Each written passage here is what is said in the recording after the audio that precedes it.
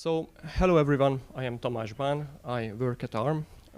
Over the past couple of years, I have been involved in designing and implementing various attestation solutions, ranging from IoT devices to several platforms.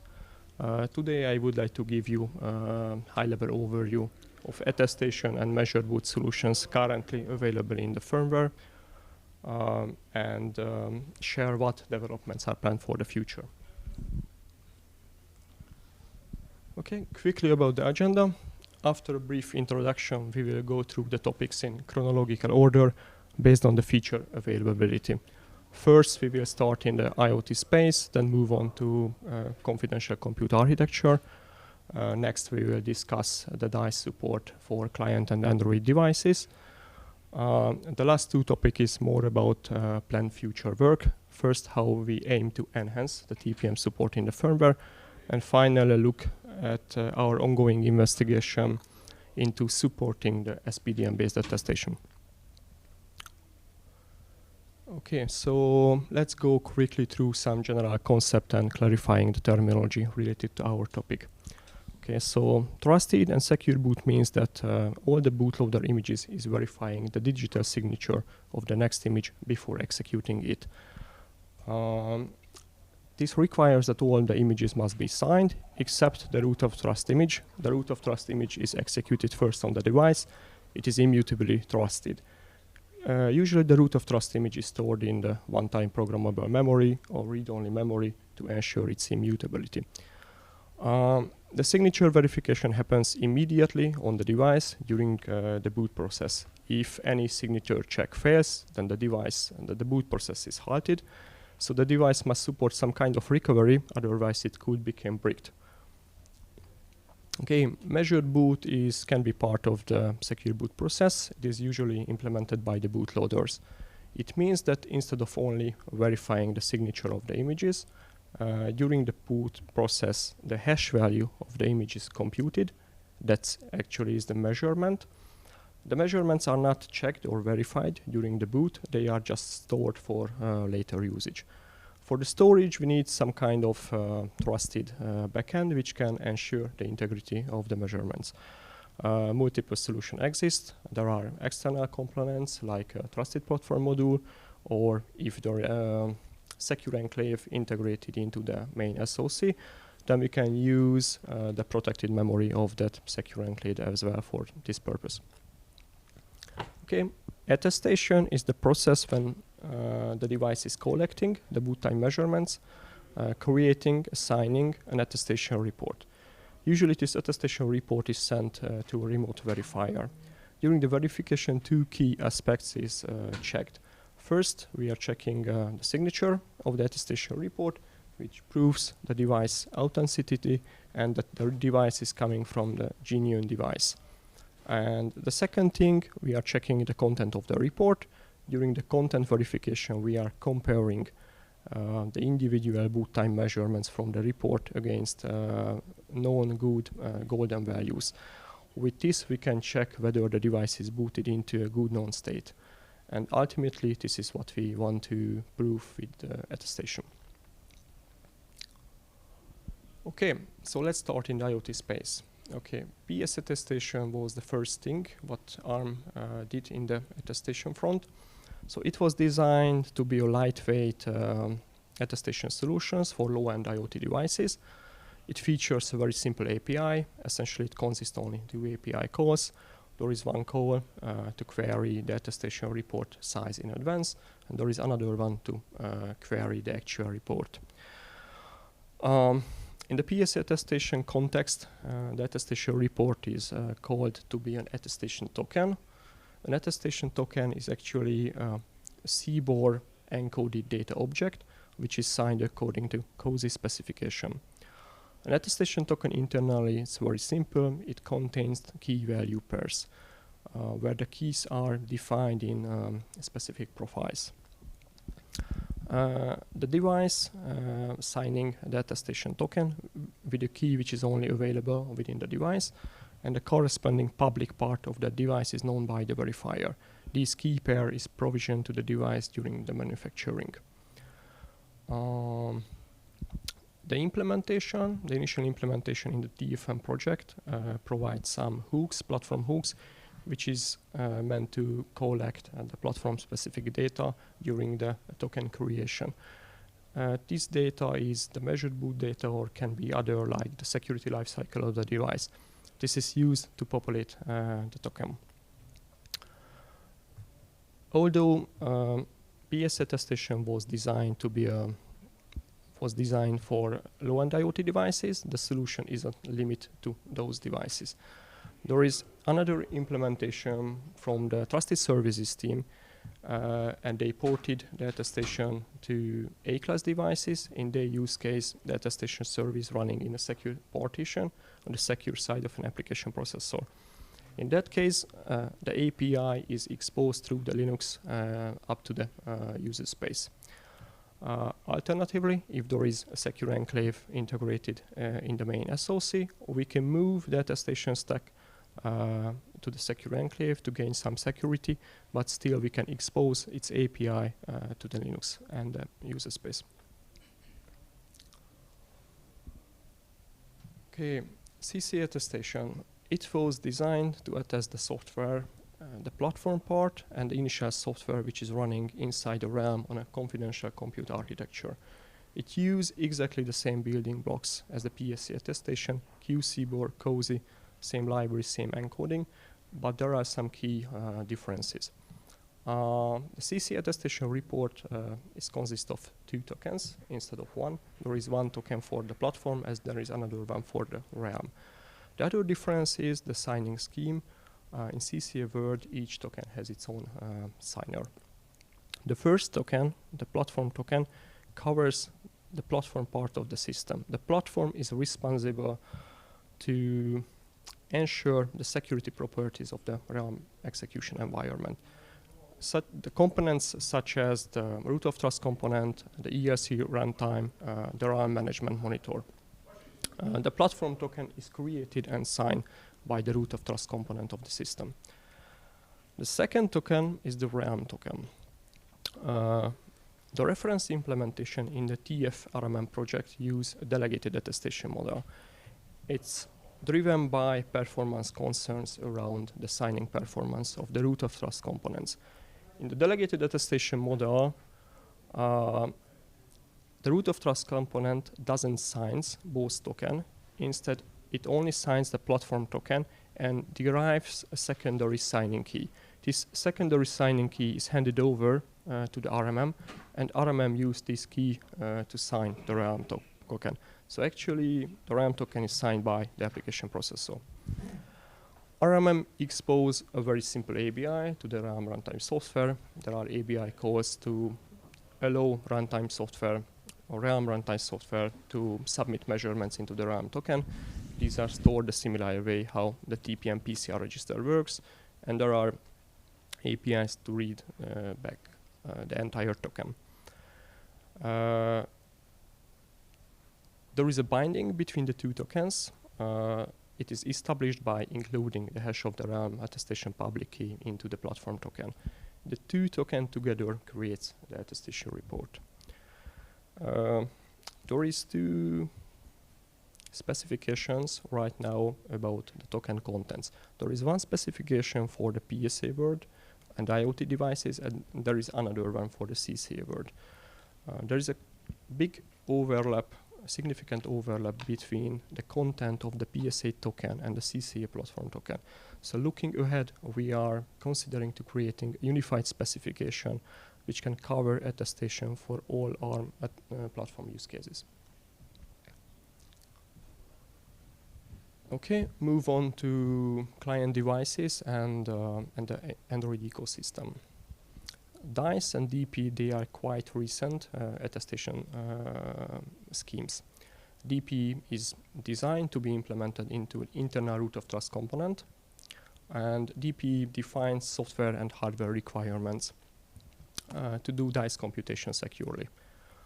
It has a client-server architecture where all the bootloaders act as a client to a central entity which hosts the DP service. The DP service is intentionally quite loose specification. It leaves many implementation defined details undefined. This creates a flexibility which enable the creation of the profiles. The profiles are meant to address the differences between the requirements among different market segments. So far I am aware to such a profile. There is one for the Android ecosystem. This is the so-called OpenDICE profile. And there is another one for the server market. This is the iROT profile. Okay. Google has a software-only implementation of the DICE computation. They use this OpenDICE library in Android already. In their model, all the bootloaders includes a copy of this DICE library and do the DICE computation on its own. At the end, a certificate is created. This certificate is appended together to create a certificate chain. The certificate chain is handed over between the boot stages. The main point here is that there is no central entity which do all the DICE derivation. Instead, it is distributed across all the bootloaders. In last year, ARM created a proof of concept implementation of a DP service. The runtime security engine is an integrated root of trust in many reference designs what ARM has. The DP service is hosted by that component. It's part of the total compute design. You can check the reference implementation and you can download the source to play with that. In that POC work, we has a hybrid approach, which means that we combined the hardware-backed and the software-only solutions.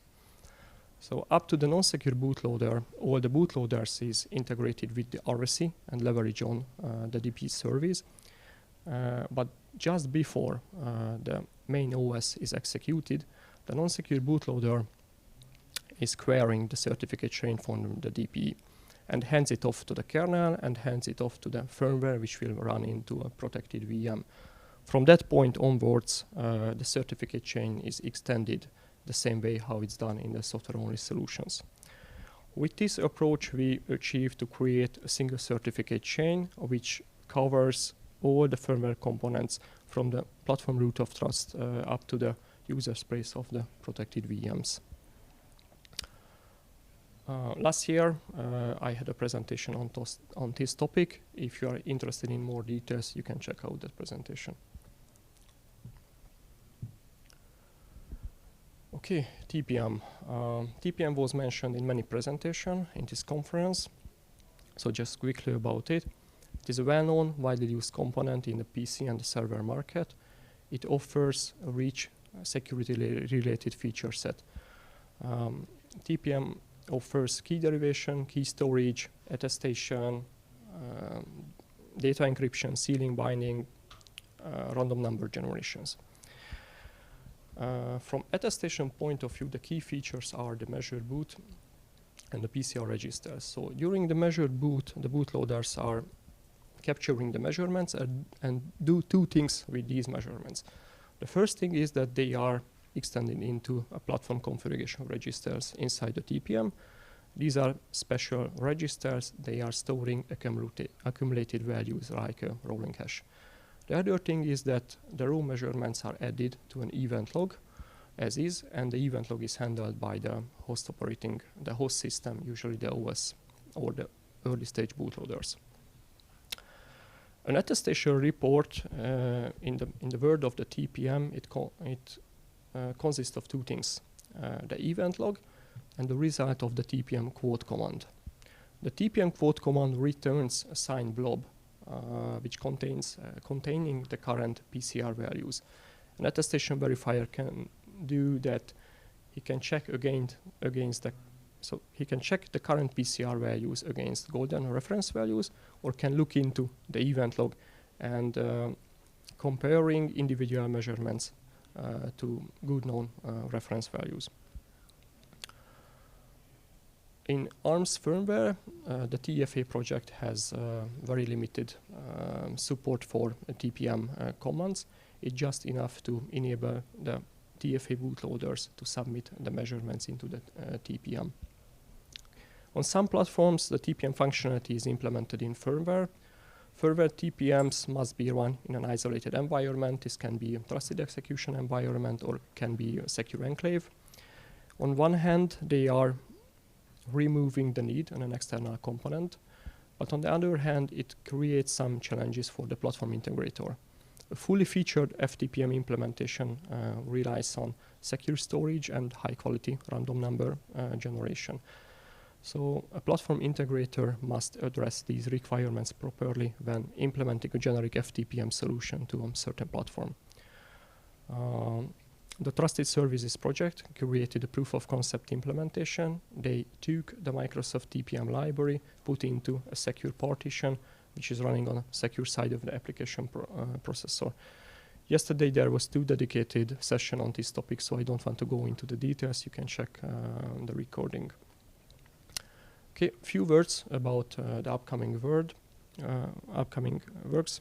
So we plan to add the same minimal TPM command support to the RSC firmware as well.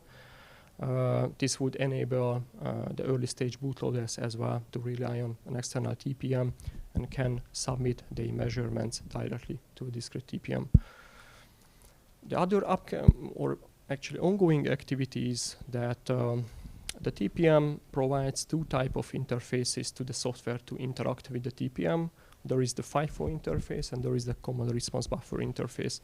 This CRB is the newer standard. So there is an upstreaming activity to add CRB over FFA support to the kernel project and to the EDK2 project as well.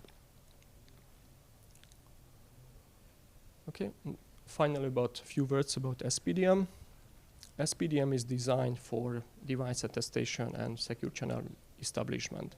It's primarily used in server platforms. The typical use case is to attest devices, external devices, which is connected over a PCIe link to the main SoC. The specification requires that the device must implement an internal root of trust component, which manages its secure boot and capturing boot time measurements. From software architecture point of view, there are 2 main actors in the protocol, the SPDM requester and the SPDM responder. The SPDM responder role is implemented by the hardware. 2 main scenarios. If the SPDM requester is hosted by the main SoC, for example in the Linux, the protocol runs over PCIe link on a sideband communication channel. The other scenario is when the SPDM requester is outside of the main SoC. It's running on a management device like a baseboard management controller. In that case, there must be a dedicated management interface between the BMC and the device, and the protocol runs there. The attestation part of the protocol is quite simple. It contains only very few message exchange between the requester and the responder. First, the device must authenticate itself. It's done by presenting an X509 certificate to the requester.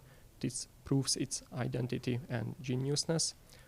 After that, the device must present the boot time measurements. And finally, the freshness of the report is also ensured with exchanging and signing a challenge value between the requester and the responder. Okay, a few words about the planned future work. Right now, we will start an investigation to check how can we integrate an SPDM responder into our firmware stack. This would allow that an SoC solution can use the SPDM protocol for attestation.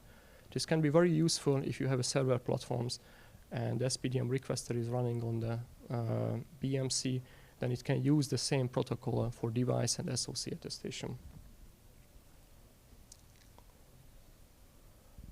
Okay, this is my final slide. Yeah, it's quite big. Okay, so the main message here is that multiple attestation solutions exist. You can see there is PSA, CCA, DP, TPM, SPDM. All of them is designed and tailored to a specific market segments. But all of them is relying on a central and trusted component which is able to store boot time measurements and can execute or run protocol stack which can create attestation report in a protocol specific format. In ARM reference designs, the runtime security engine, RSE, plays a central role in this process. RSE acts as a root of trust in all the system. It manages its secure boot, capture the boot time measurements, and also later on, when the system is in mission mode and up and running, and provide a runtime service for the later stage bootloader to store boot measurements. So RSE can gather and store boot measurements from all the phases. On top of the RSE, you can execute many protocol stacks and which can create the attestation report in the desired format. Of course, these protocol stacks are not running parallel. There are build configurations, so you can tailor the software stack to your specific needs. Okay, that was it. Thank you very much for your attention, and we have time for questions.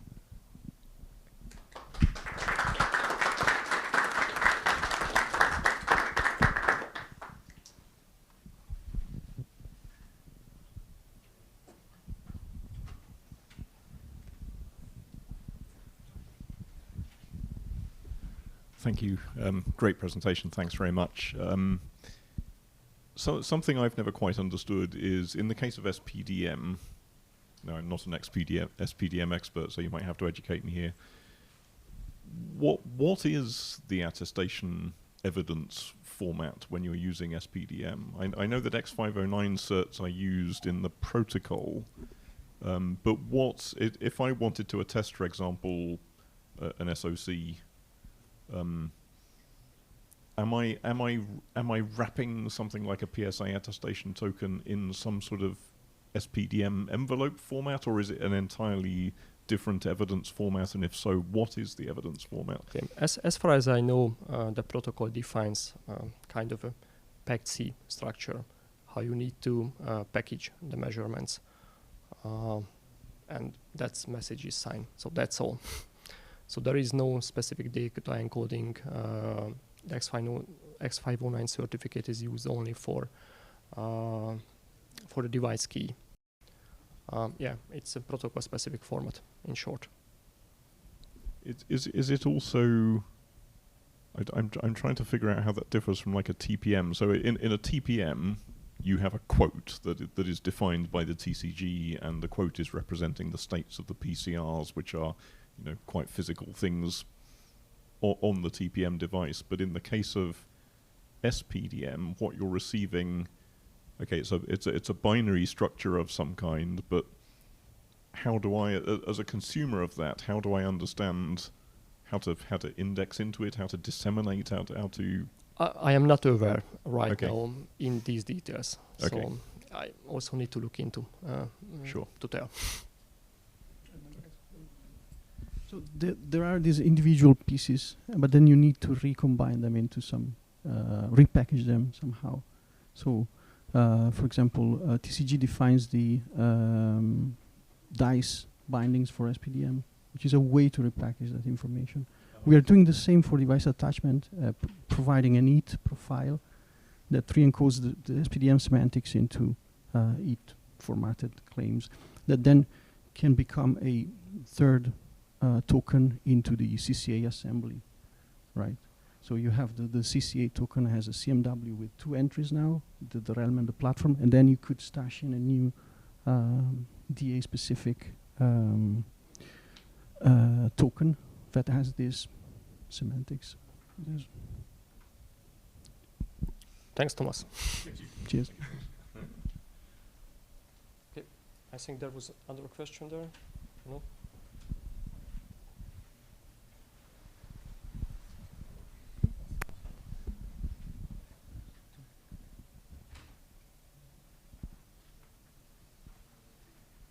Okay, if no more question, then thank you.